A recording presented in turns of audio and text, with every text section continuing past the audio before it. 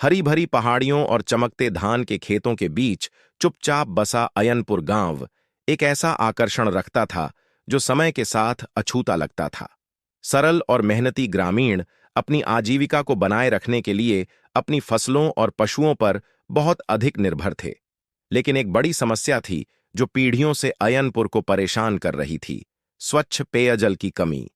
ग्रामीण गांव के बीचों बीच स्थित एक कुएं पर निर्भर थे। हालांकि यह दशकों से उनकी सेवा कर रहा था, लेकिन पानी गंदा हो गया था, जिससे बीमारियां फैल रही थीं और बच्चे और बूढ़े सभी परेशान थे। ग्रामीणों में राजू भी था, जो एक युवा किसान था और जिसके सपने अयनपुर की पहाड़ियों से परे थे। अपनी कुशलता और दृढ़ संकल्प के लिए जाने जाने वाले राजू अक्सर एक ऐसे भविष्य की कल्पना करते थे जहां किसी बच्चे को दूषित पानी न पीना पड़े या इसकी वजह से बीमार न पड़े।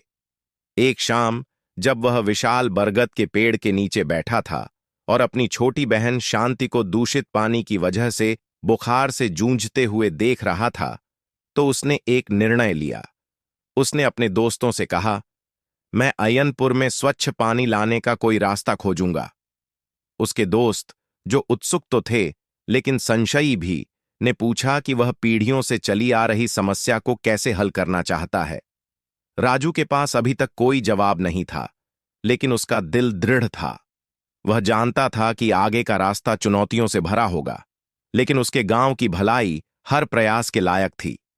राजू का पहला कदम गांव के बुजुर्गों से बात करना था। उन्होंने ध्यान से सुना, लेकिन सावधान थे। राजू, हम तुम्हारे जज्बे की प्रशंसा करते हैं, मुखिया ने कहा, लेकिन हमारे पास कोई पैसा नहीं है और सरकार ने वर्षों से हमारी दलीलों को अनदेखा किया है। हमने जो है उसी में जीना सीख लिया है। इससे बेपरवाह राजू ने विकल्पों पर शोध करना शुरू कर दिया। उन्होंने जिला पुस्तकालय से जल शोधन और सिंचाई पर किताबें उधार लीं। अक्सर वहां पहुंचने के लिए मीलों पैदल चलना पड़ता था। वहां उन्होंने वर्षा जल संचयन और सौर ऊर्जा से चलने वाले निस्पंदन सिस्टम के बारे में पढ़ा। समाधान आशाजनक लग रहे थे, लेकिन महंगे थे। अकेले सामग्री की लागत गांव की क्षमता से कहीं ज्यादा थी। जैसे जैसे राजू का दृढ़ संकल्प बढ़ता गया, वैसे वैसे चुनौतियां भी बढ़ती गईं। कुछ गांव वालों ने उनके प्रयासों का मजाक उड़ाया, उन्हें सपने देखने वाला करार दिया। राजू, तुम अपना समय बर्बाद कर रहे हो। हम इतने लंबे समय तक जीवित रहे हैं, हम और भी लंबे समय तक जीवित रहेंगे, एक संशयी किसान ने कहा।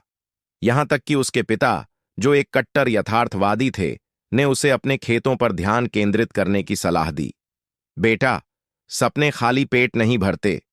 उस वर्ष मानसून अनियमित होने के कारण उसकी परेशानियों में इजाफा हुआ, जिससे खेतों में खराब फसल हुई। ग्रामीणों के संसाधन पहले से कहीं कम हो गए थे और कई लोगों ने राजू से अपनी खोज को छोड़ने का आग्रह किया।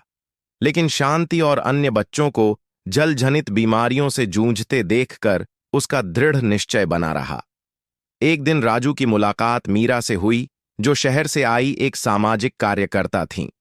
उनके जुनून से प्रेरित होकर उन्होंने उन गांवों की कहानियां सुनाईं, जिन्होंने सामुदायिक प्रयास और बाहरी सहायता के माध्यम से अपने जल संकट को बदल दिया था।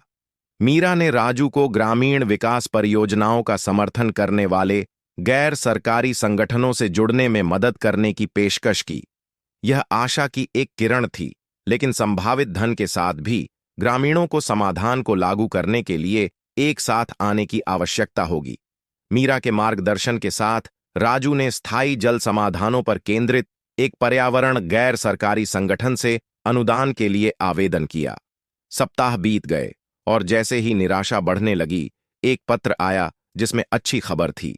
एनजीओ ने वर्षा जल संचयन प्रणाली के लिए आंशिक निधि को मंजूरी दे दी थी। शेष संसाधन गांव से ही आने थे। राजू ने बरगद के पेड़ के नीचे पंचायत की बैठक बुलाई। उन्होंने हाथ में मौजूद अवसर के बारे में जोश से बात की। उन्होंने विनती की, हम अपनी समस्याओं को हल करने के लिए हमेशा बाहरी लोगों पर निर्भर नहीं रह सकते। यह हमारे लिए एक साथ काम करने और अपने बच्चों के भविष्य को सुरक्षित करने का मौका है। धीरे धीरे गांव के लोग उनके पीछे जुटने लगे। कुछ लोगों ने श्रमदान करने की पेशकश की, अन्य ने थोड़ी मात्रा में पैसे या बांस और मिट्टी की टाइल जैसी सामग्री दान की। काम गंभीरता से शुरू हुआ। एनजीओ द्वारा भेजे गए एक इंजीनियर के मार्गदर्शन में गांव वालों ने स्कूल के पास एक बड़ा वर्षा जल संग्रह टैंक बनाया। उन्होंने पानी को शुद्ध करने के लिए स्थानीय रूप से प्राप्त रेत, चारकोल और बजरी से बने फिल्टर लगाए। राजू के दोस्त, जो कभी उस पर शक करते थे, उसके सबसे मजबूत सहयोगी बन गए और निर्माण में अथक मदद की। महीनों बाद जब मानसून के बाद की पहली बारिश ने टैंक को भर दिया, तो गांव वाले गर्व और अविश्वास के मिश्रण के साथ उसके चारों ओर इकट्ठा हो गए। शुद्ध किया गया पानी साफ और मीठा था, जो पुराने कुएं की गहरी गहराई से बिल्कुल अलग था। स्कूली बच्चों ने सबसे पहले इसका स्वाद चखा। उनकी मुस्कुराहट गांव के सामूहिक प्रयास को दर्शाती थी। आयनपुर ने न केवल अपने जल संकट को हल किया था, बल्कि एकता की ताकत भी खोजी थी।